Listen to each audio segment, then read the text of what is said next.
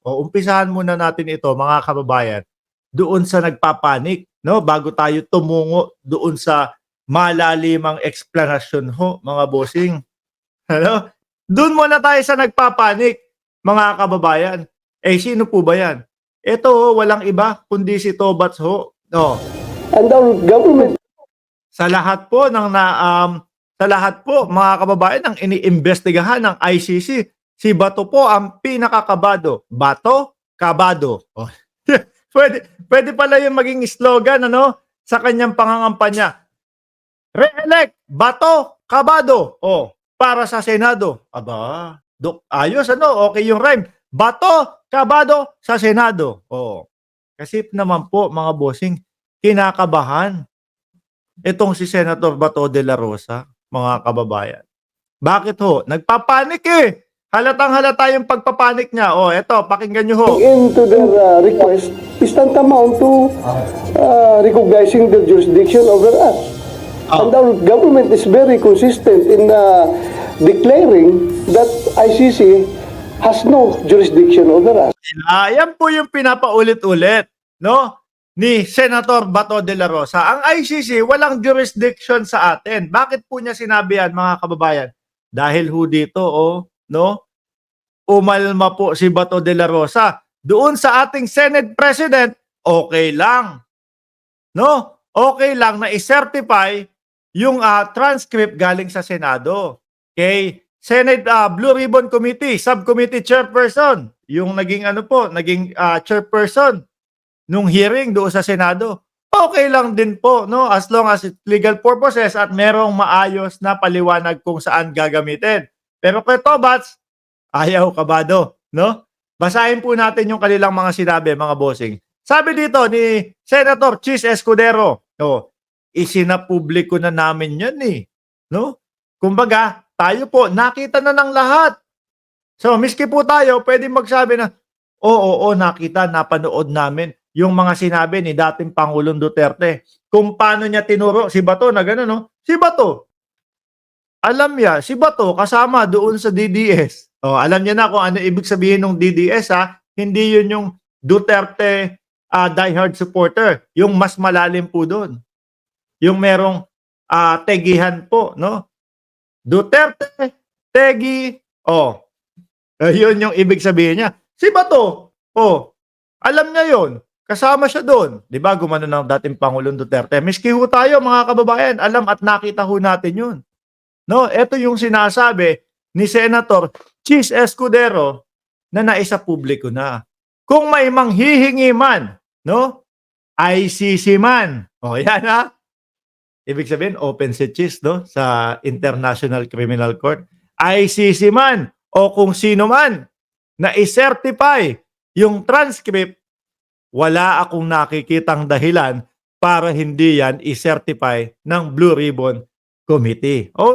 Tayo nga ho, mga kababayan, alam na natin yun eh. Ano pa yung iniiyak ng mga DDS na hindi dapat i-certify? Sabi naman po ni Coco Pimentel, mga kababayan, this will be available to all, sa lahat, no?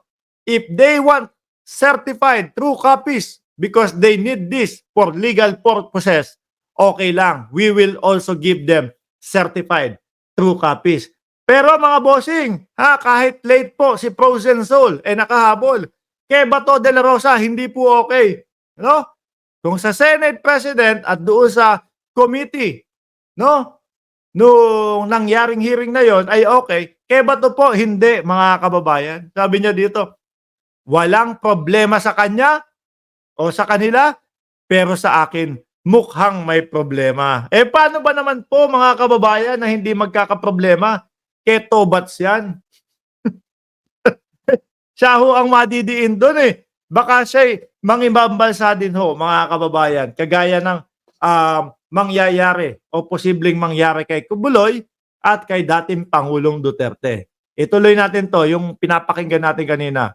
Walang nakikitang dahilan sa Senador Ronald Bato de la Rosa upang bigyan ang International Criminal Court o ICC ng kopya ng transcript o ang tala ng mga napag-usapan sa isinagawang pagdinig ng Senado sa war on drugs. Di ba mga kababayan, paulit-ulit niyang sinasabi, walang jurisdiction, walang jurisdiction. Di kung yun yung nasa loob mo at yun yung talagang pinapaniwalaan mo, kahit bigyan mo ng kopya yan, no? Kung hindi naman talaga makakapasok at kung hindi naman talaga papayagan at kung walang dahilan para pumasok, bakit ka kinakabahan? Di ba? Ba't naman kinakabahan? Di bigyan mo. Sige, bahala kayo, bigyan nyo yan. Basta alam ko sa sarili ko, wala naman jurisdiction sa Pilipinas yan. Siguro, ang kinakabaho ni Bato de la Rosa, mga kababayan, yung other way around na yung other way po, mga kababayan, na oo nga, hindi papasok ang ICC, makikiusap sa Interpol. Yung Interpol naman, konektado sa atin. Tapos kokonekta yung Interpol sa PNP. Ang PNP naman, open naman at hindi daw natatakot kay Bato de la Rosa, kay Bungo at kay dating Pangulong Duterte. Baka yun yung kinatatakutan ni Tobats, mga bossing. Tuloy natin. Nilinaw ng mababatas na ang kanyang pagtutol dito ay hindi dahil nadadawit siya sa issue bilang dating hepe ng pambansang pulisya sa ilalim ng Nako boss, paiikutin mo pa ba kami? Yun na yun.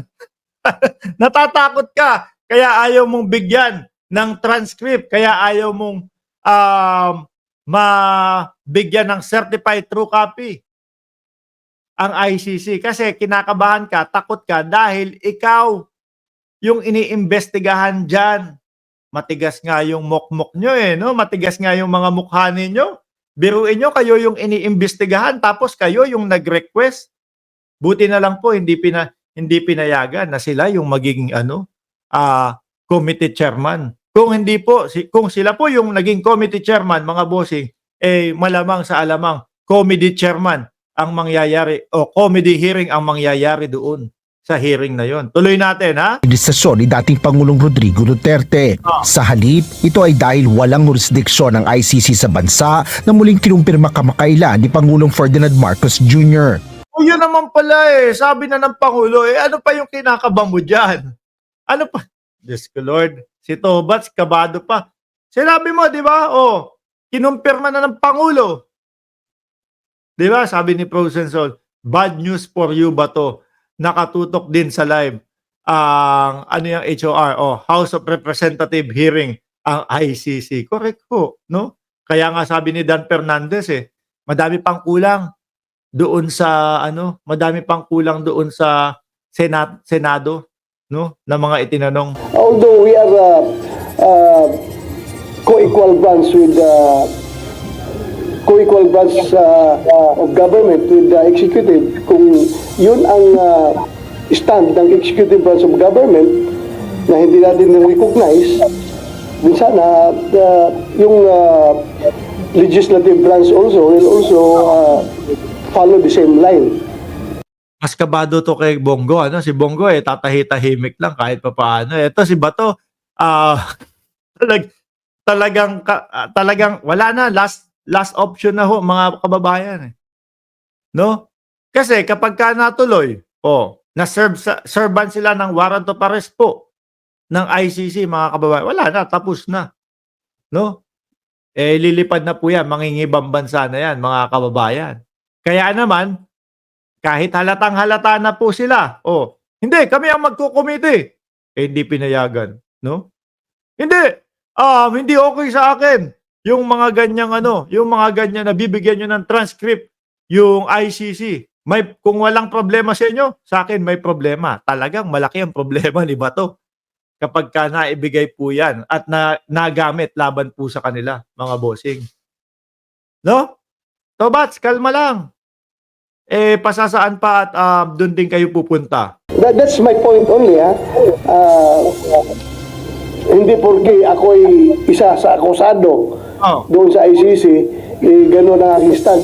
Nauna Yun na din yun. Alam na namin yun. No, pinapaligoy-ligoy mo lang kami. nang sinabi ni Senate President Francis Chis Escudero na kung may humingi ng kopya sa Senado ay hindi mag-aatubili ang mataas na kapulungan ng Kongreso na magbigay ng certified copy ng transcript ng pagdinig kaugnay sa extrajudicial killing o Nako po, expect nyo na mga kababayan na pagdating po ni Alejandro Albiar, manggagalaiti po yung mga DDS, manggagalaiti po sila Maharlika niyan. Malamang may susunod na naman pong yan, panira. No, para lang magulo, para lang yung tipo bang ayan, maudlot. Gagawa ulit sila ng mga kung ano-ano. Kung ano-anong paninira para sa presidente. Pero wala po eh.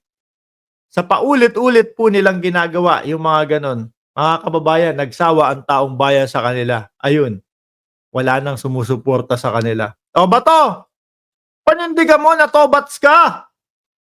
Panindigan mo na matigas ka. Sabi ni Merchant Hands-on, no, nanlalambot ang bato sa nerbiyos. O, totoo ho, mga kababayan.